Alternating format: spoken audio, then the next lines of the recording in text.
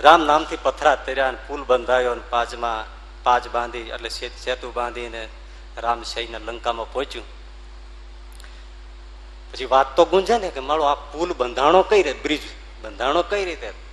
રામ નામથી પથરાઓ તર્યા ને આ બધું થયું છે.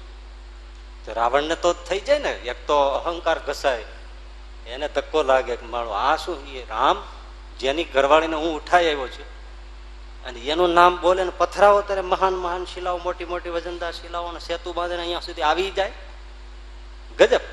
પણ જ્યાં જુએ ત્યાં શહેરમાં નગરમાં બધી એ જ વાત ચાલે કે સાંભળ્યું તો શું, રામ નામથી પથરા તીર્યા, રામ નામથી પથરા તીર્યા. હે હા, તે રાવણ ની આગળ આવે વાત, એટલે રાવણ કે કચેરીમાં બેઠો હોય છે ને એમાં કોઈ મંત્રીઓ કુંભ ને નિકુંભ ને એમ બધા વાત ઉઠાવી કે મારા તમને ખબર તો હશે આપણા શત્રુનું માપ ઓછું આંકવા જેવું નથી, પથરાઓ પણ સાગરમાં તરે એવી તાકાત એનામાં છે. શું બોલો, ખબરદાર છે? રાવણની કચેરીમાં મારા વિરોધીના વખાણ. અરે મહારાજ મેં તો એટલું જ કર્યું, હજુર માફ કર્યો, ઉનકે નામ से पत्थर तरे.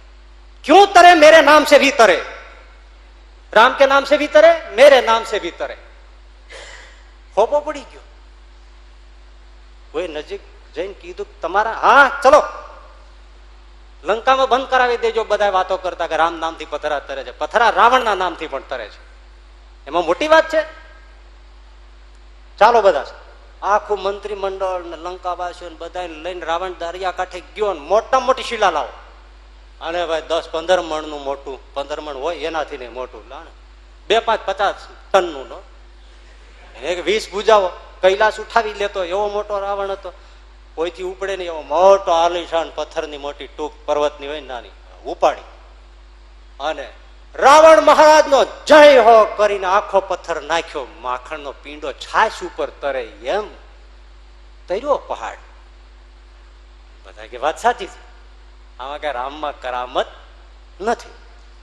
આ તો રાવણના નાની નાની શિલાઓ નાખી છે, આડે તો મોટો ડુંગરો ફેંકી દીધો અને માખણનો પીંડો છાશમાં તરતો જોયો છે ને એમ પાછો તરે છે, ગજબ. અને લંકામાં બધે વાતો થઈ ગઈ કે રામ કરતા રાવણ મહાન, વિજય આપણો.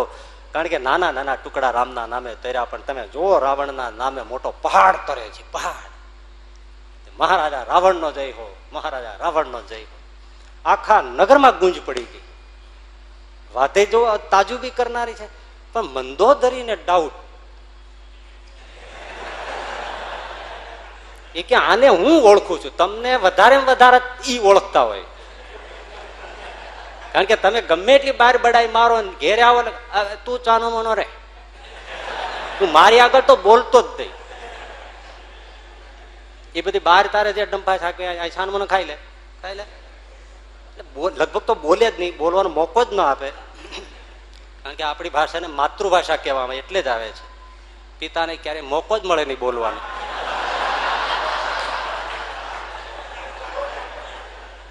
સાહેબે પરીક્ષામાં એક ખાલી જગ્યા પૂરવાની ને એમાં લખ્યું મધર ટંગ, પછી કૌંસ. મધર ટંગ લખવાની હોય ને તો એક છોકરાએ લખ્યું બહુ લાંબી છે. એટલે ભાઈ ગુજરાતી હિન્દી લખવાનું હોય, જે હોય મધર માતૃભાષા, તો બહુ લાંબી છે.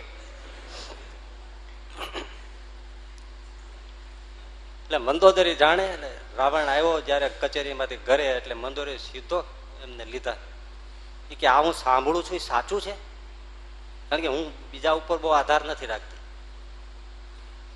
તારા નામથી પથ્થર તર્યા, પથ્થર એટલે મોટો પહાડ તરે છે, ચલો દેખાડું. મંદોદરી કે એ તો લોકો કહેતા હશે તમે કયો છો એ બરાબર છે, પણ હું તને એ પૂછું છું એનો જવાબ દે. તારા નામથી તર્યો છે? અરે મેં રાવણ મહારાજ નો જય કરીને ફેંક્યો છે, આખો ઘોષ કર્યો તો બધાને પૂછો કે હું શું બોલ્યો હતો. મહારાજા રાવણ નો જય હોય એમ કરીને હું પથ્થર ફેંક્યો, મોટો પહાડ ફેંક્યો અને તરે છે હજી. પણ તું મને સાચે સાચું કે તે તારા નામથી પથ્થર તર્યો તો? 3 વાર કયો ને કોઈ પણ ને કે તું છાનું મને રહેજે, હું જાણું છું. તું હવે બહુ બોલતો હું જાણું છું એમ 3 વાર કયો ને એટલે ઢીલો પડી જાય. એમ રાવણને 3 વાર કીધું ને રાવણ ઢીલો પડી ગયો.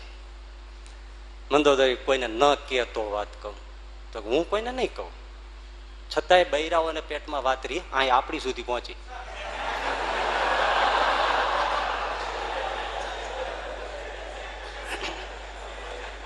એટલે શાસ્ત્રોમાં કીધું છે કે તમારે કોઈ વાત ગુપ્ત રાખવી હોય તો ક્યારેય બૈરાને ન કહેવી, આવું શાસ્ત્રમાં કીધું છે.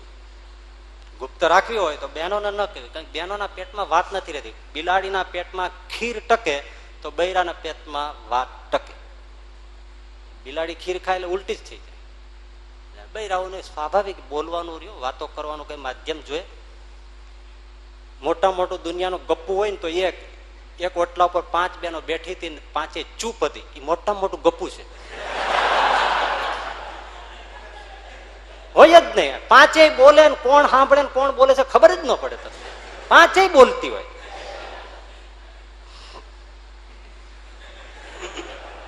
ત્રણ વાર કીધું કે પણ તારા નામથી ખરેખર પહાડ તર્યો છે. રાવણે કોઈને ના કહેતી હોય તો તને કહું, તો હું નહીં કહું. જો બધાની હાજરીમાં તો મેં મહારાજા રાવણનો જય હોય એમ કરીને જ પથ્થર નાખ્યો છે, સાંભળી લેજે. હા, પણ અંદરથી નાભીમાંથી હું બોલ્યો તો તને રામની દુહાઈ છે, જો ન તરે તો માટે પથ્થર રામના નામે કર્યો છે. મંદોદરી, આ સિક્રેટ મેં કોઈને કીધું નથી. મને ખબર છે મારા નામે પથ્થર તરે નહીં, રામના નામે જ તરે. એટલે મેં પહાડને દુહાઈ દીધી હતી, જો તું ન તરે તો તને રામની દુહાઈ છે, અને પહાડ તર્યો છે. એક રાવણને પણ નાભીથી વિશ્વાસ છે કે રામ નામથી પથ્થર તરે, તો બંદે આપણે વિશ્વાસ ન રાખવો પડે. ભગવાનનું નામ લે અને એને મુક્તિ ન મળે.